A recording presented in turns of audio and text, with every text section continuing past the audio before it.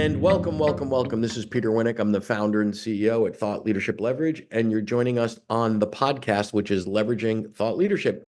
Today, my guest is Robert Hargrove. He's the founder and CEO of Masterful Coaching and the co-director of the Harvard Leadership Research Project. He's the author of 10 books, including one of the world's most definitive books on coaching, which is Masterful Coaching. His clients include the chairman of the New York Stock Exchange, Fortune 500 CEOs, European CEOs of the Year.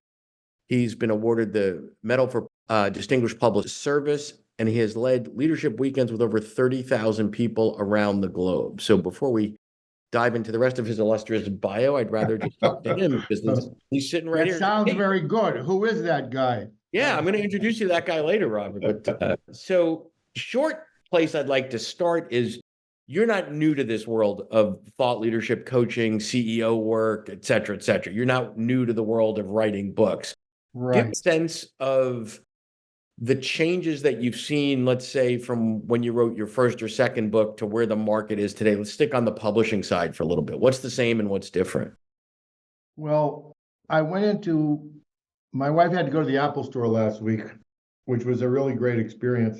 And I ran over, there was actually a bookstore across the way in one of these open space malls. And it was a Barnes & Noble bookstore, and it was really great to go into. It was really beautiful, except there was only one chair in the entire store. And I was the only person sitting into it. I guess they don't want people using it as a library anymore. So, but what I noticed about all the books on the bookshelf, I looked at the sections that I like: business, politics, history, was that the people that wrote those books, the ones I saw, were thought leaders.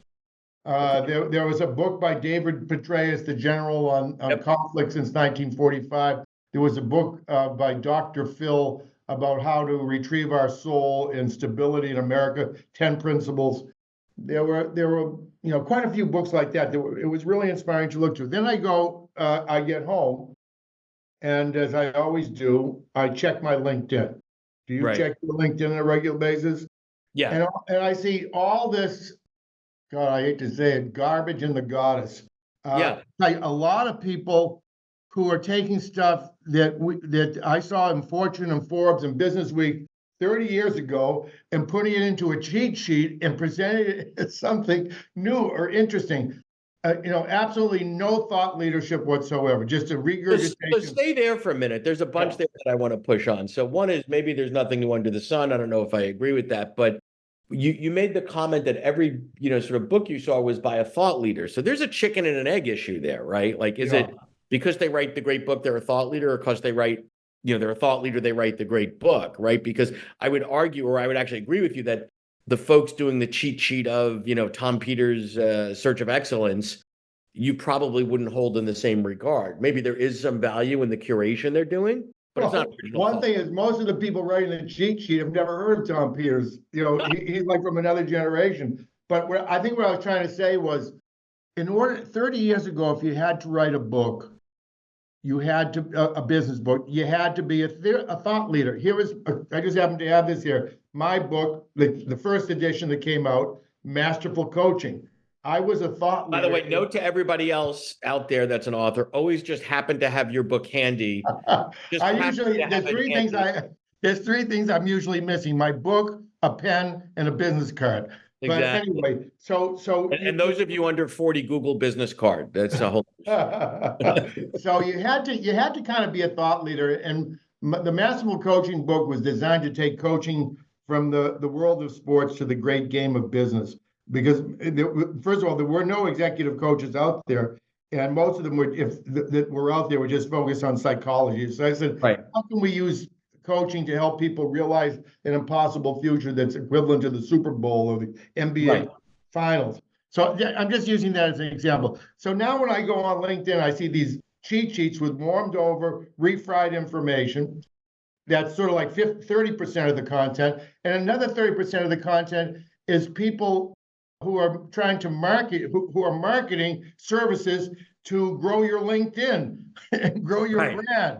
They're getting more response than anybody else. And usually what they tell you to do is boil Shakespeare, Dostoevsky, and Schopenhauer down to 10 bullet points. If you can't boil it down to 10 bullet points and get 15 comments and 36 likes, you're a failure. So I think what I really see is a decided movement away from thought leadership to mass marketing. Well, And let me push on a couple go of things. ahead, go ahead. So one is there is a trend from long form to short form. So you and I probably grew up in an age where if you sort of tripped over someone in your travels, read a little nugget somewhere, an article, you'd actually buy their book and read the entire book, right? And then you would get a sense of who they are, how they think. Do I agree with them? Do I not? What can I take away from them? Now, for many folks, the equivalent of how do I get a quick hit of information is I'm standing online on Starbucks and I have 17 seconds before they call up my latte. Oh, let me educate myself and scroll away and get a little nugget. That's not the same, right? Because you're not reflecting on that. You're not internalizing those quick things as you would when you literally immerse yourself in a book. You mentioned the chairs at Barnes and Noble. There's only one chair. Right. So that used to be the best. That used to be my favorite place in the world to like kill an hour. I hate. To be honest, I would go there and take my phone, take a picture of some page I liked. Oh, I never did. But to sit in a comfy chair with a cup of coffee, grab a book off the shelf, read it for 10 minutes and go, yeah, I think I'm going to buy that, or not. But anyway, so one point I want to make is it could be that one of the challenges that thought leaders have today is you're fighting the dopamine and the attention span. How do you get your points across quickly and effectively? The second sort of reaction I've got to what you're saying is you and I are both throwing the term around thought leadership. How are you defining it? Because I think oftentimes what happens is you're having a conversation with someone around thought leadership and they're talking about pepperoni pizza and you're talking about ice cream. So how would you define it?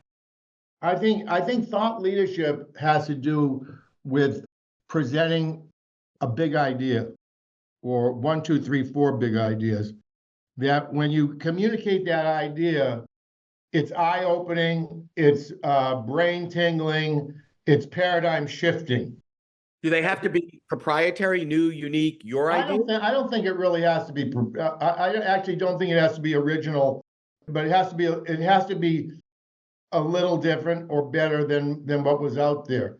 For example, I read a book a couple of weeks ago by Marty Neumeier. Have you ever heard of him? Yeah. Mm-hmm. He wrote a book called The Brand Flip, and he flipped around the idea of what it is. This is an example of thought leadership. Most people think that a brand is your logo, or your brand is your Super Bowl ad, or your brand is your advertising. He said that a brand is actually the gut feeling that people have inside them about you. What's the gut feeling that people have? So when you start thinking that a brand is the gut feeling that people have inside them about you, your company, your products and services, that thought changes the way you think about your business. It changes the way you think about strategy. It changes the way you think about I think you're right. I think there's a vibe that you get walking into a Walmart that's aligned with the brand Walmart. How much stuff can you get how cheaply versus Apple, where it's just cool and slick and clean and everyone that is serving you knows the product as an evangelist and loves the product, as do typically most Apple users. As I mentioned, I went into the Apple store with my wife. Right. And I had a really great experience in there. The way all the employees talked to us. She had some problem with her iPhone. We had a great, now I don't ever see any Apple ads anyplace, but the way that company interacted with us gave us a very good gut feeling. So what I'm saying is, I don't see a lot of thought leadership on social media. I see a lot more thought leadership in the bookstore. And I think there's still probably, though it may be difficult, a market for books that contain thought leadership. Last week, I read a story by Tom Friedman, the columnist in the New York Times. And because in the interviewer said, hey, well, your articles are a little bit long. He said, well, the New York Times has 10 million viewers, 10 million readers. And if you write something that's good enough that contains thought leadership, then people are going to read it. So I'm more along that vein. I would say yes. Although I may be making a mistake. I don't know. I would say yes, and I think some of it is personal preference where, there's those that will watch a TED Talk 18 minutes, 12 minutes, whatever, and say, wow, that's awesome. And then choose to go deeper, buy the book, read 400 pages, whatever. And then there are those that will read the book and make that commitment. But I do Yeah, want that's a good point. Let me just insert that. Yeah, you don't have to be a thought leader, you don't have to have a book. You could give a speech, a TED Talk, you could be on this podcast, you could write a post, you could do a lot of different things. If you're enjoying this episode of Leveraging Thought Leadership, please make sure to subscribe. If you'd like to help spread the word about our podcast, please leave a 5-star review at ratethispodcast.com/LTL and share it with your friends. We're available on Apple Podcasts and on all major listening apps, as well as at thoughtleadershipleverage.com/podcasts. So I want to go back to sort of some of the language you were using around definition of thought leadership is, unique ideas, interesting ideas, etc. So I look at it as sort of there's two sides to the coin. There's thought. So regurgitating someone else's stuff might be useful to some, but it doesn't require a lot of thought, right? For me to go and Google 10 Winston Churchill quotes, they might be charming and they might be witty and they might, whatever, be new and eye-opening to someone that's never seen them, but that doesn't require any thought on my behalf, right? No. That's just hacking, right?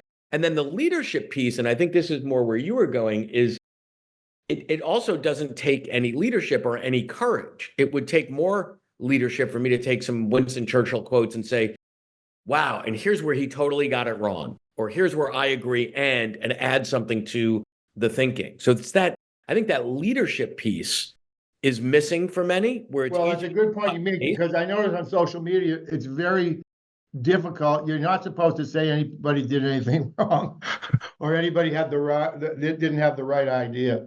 No, I don't actually agree with that. I think that I think there's a lot of opportunity to do that, but you have to do it in a civil way. Like if you write something and I don't agree with it, my first response right. Robert's a moron, which is what people do on social. It's to be, hey, Robert, appreciate the energy and the work you put into this, but let me tell you where my thinking diverges from yours and why. Not just, opinionated whatever, but you got this right, and here's where I think a little bit differently. And whether my objective is to convince you to change your mind, which it shouldn't be, or just share my thoughts, I think part of what's missing is the civility in exchange of ideas. Let me build on your idea a little bit. I came across an interesting post on LinkedIn the other day by Ray Dalio, the hedge fund manager, who wrote a book on principles. He's become he's become like the Timothy Leary of 2024. Transparency, right. So he said there are three kinds of people. The first is people who take a stand, and he said our society is on the verge of a civil war. America's on the verge of a civil war. So there's three types of people. The first is people who take a stand for one side and fight. He said the second is people who pretend the conflict isn't happening and avoid it. And he said the third kind is coming to what you're saying, Peter, is people who nurture a respectful dialogue. He said the third kind, which is the fewest number, are people who nurture a respectful dialogue with people on the other side and who have a different view or perspective, and build shared understanding that leads to something new. So that's what I think. That to me was an example of thought leadership, by the way. Yeah, no, I think that's right. I think one of the things I counsel my clients to do is, you mentioned, you don't have to write a book. I agree with that. I mean, many thought leaders do. There are plenty of other ways to express your ideas. One of the things that I advise clients to do early on is, go find others out there in a space that you're in, that you admire, that you respect, etc., and put thoughtful comments on their post. Because think about the audience that person has, right? It's smart people following someone they admire. And, a comment that says, hey, nice post, Robert, is meaningless to me. That's filler. That means nothing. But if it's, hey, I really enjoyed it and here's why, or like I said earlier, I don't agree with you and here's why, people start to notice like, hey, who's this guy commenting or who's this gal commenting a lot? They actually have a perspective. And sometimes those conversations that happen in the comment area on social are equal to or better than the original post if you get some good, engaging, respectful content. Actually, to build on your idea, I've been using that same approach on social media. I'm posting less and commenting more, and Yeah. I find that this creates a relationship with people. Following your example and doing just, I would recommend to any of your audience. By the way, let me ask you a personal question. When you're on this podcast, how do I refer to the audience? Because I prefer to say you, I'm talking to you, or do I refer to the audience as the audience, which is a kind of third person category? Whatever you prefer. I mean, one of my visions for the podcast has always been, it would be like if the two of us were sitting in a Starbucks in person, having a cup of coffee and a conversation, and the person sitting next to us was sort of eavesdropping. That's always been it's just a good conversation. So, well, I think you're absolutely right. And as you were talking, that's what I was thinking. Let me just take off on this a little bit. yeah. So I'm somewhat new to podcasting, and I had it in my mind that in order to do a podcast, you have to have something brilliant to say every second, and every word that No, comes out I'm of far your from mouth, brilliant. Far from. every word that comes out of your mouth has to be of value. And I said, and I'm starting to realize that the most important thing is how you and I interact. Like Correct. your Starbucks example is fantastic. And secondly, not how brilliant what I'm saying is, but how brilliant the thoughts that people having in their own head are. How are we impacting other people's thinking? So as we're talking, I hope people out there are taking this on board and really, and what we're saying is really helping them. Yeah, and it's a little bit of, show your work in math, right? If I gave you a math problem, you give me the answer. But now the way kids are taught math is show the work, and the showing of the work, meaning the showing of the thinking, is as important or greater or more important than did they get the answer right? Right? How did the That's brain? exactly what I was trying to express, but not as articulately as you, Peter. You're a podcast maestro, I can tell. A maestro. There we go. Well, I appreciate that. Podcast. I'm a CEO whisperer, and you're a podcast maestro, CEO, and entrepreneur. How's that? I like that. We just did. And I'm sure that as people are listening to this, something that you said or I said opened someone's eyes, opened their mind, shifted their paradigm. At least I hope that's what's going Yeah, on. and I think that's kind of the whole point is, so I listen to podcasts all the time. I'm at the gym, in the car, whatever. And I don't need to agree or disagree with everything I hear. I want to get a nugget. I want to get an insight. I want to get something that sort of shakes me out of the intellectual trance. Now tell me, who are some of your favorite podcasts that you listen to? I'm I looking like for some. a lot of the behavioral economic stuff. I like Malcolm Gladwell. I like Adam Grant. I like NPR. I mean, and then some of the what do they call those? Like the mini series that they do, but usually more anything in Katie Milkman. So I tend to gravitate towards the sort of fun, dorky academics that can actually make a point in non-academic language. Again, we have something in common. I really like Adam Grant. I'm always quoting his book, The Originals, Yeah. How Nonconformists Move the World. That's a thought leadership angle. I consider myself an original, not a conformist. It's not always easy to be an original. I like Malcolm Gladwell stuff, but I actually find their writing much more brilliant than their podcasts. Yeah, and there's some that go the other way. There's some that the writing is dry, but the way they bring it to, like, I'm an awful, I mean, the reason I've focused so much of my time and energy on the podcast is quite frankly because I'm a crappy writer. I used to do a lot of blogs, and on a good day they'd be mediocre, and most days weren't.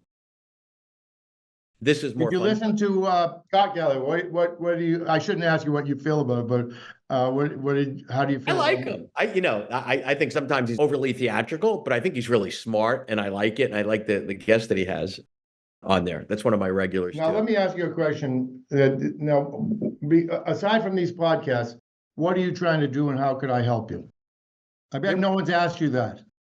No, people ask me that. I mean, as it relates to the podcast, this was great. I'm just looking to your business and to the podcast and your business in general. Yeah, I mean, to me, the podcast is about having great conversations. It's one, selfishly, it's a way for me to learn every time I have a conversation with people smarter than me. You buy yourself a microphone for $80 and you're a podcaster. Now, I've done 560 episodes, so I've actually committed to it.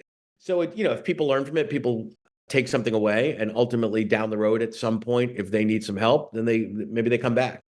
So That's the And goal. come back for what? More podcasts? Well, either more podcast or ultimately to, retain myself and or the firm, my company, to help them crack the code on their thought leadership, how to scale it, how to leverage it, how to monetize it, all the things that I spend all day doing with clients. Oh, yeah. I think you told me you're very good at helping people who are thought leaders or have maybe built an individual coaching or consulting practice scale their business. Yeah, exactly. Exactly. But we can return to an infomercial at another time because I tend not to self-promote on here. I appreciate your time as we're wrapping up, Robert, because we're hitting the magic bottom of the 20 minutes here. Any tips or thoughts to someone who's on the trajectory that you were on 20 years ago? So maybe to yourself 20, 25 years ago. There's a Well, I would say you look at this book, Masterful Coaching. Write a book that has some thought leadership. Don't write a book by Chat GPT that just has an outline and a bunch of bullet points. Okay, the same would apply to a speech or a podcast or anything else. All put right. do the work, put in the reps. Yeah, exactly. Thank you so much. I appreciate your time today, Robert. This was awesome. Thank you. To learn more about Thought Leadership Leverage, please visit our website at thoughtleadershipleverage.com. To reach me directly, feel free to email me at peter@thoughtleadershipleverage.com. And please subscribe to Leveraging Thought Leadership on iTunes or your favorite podcast app to get your weekly episode automatically.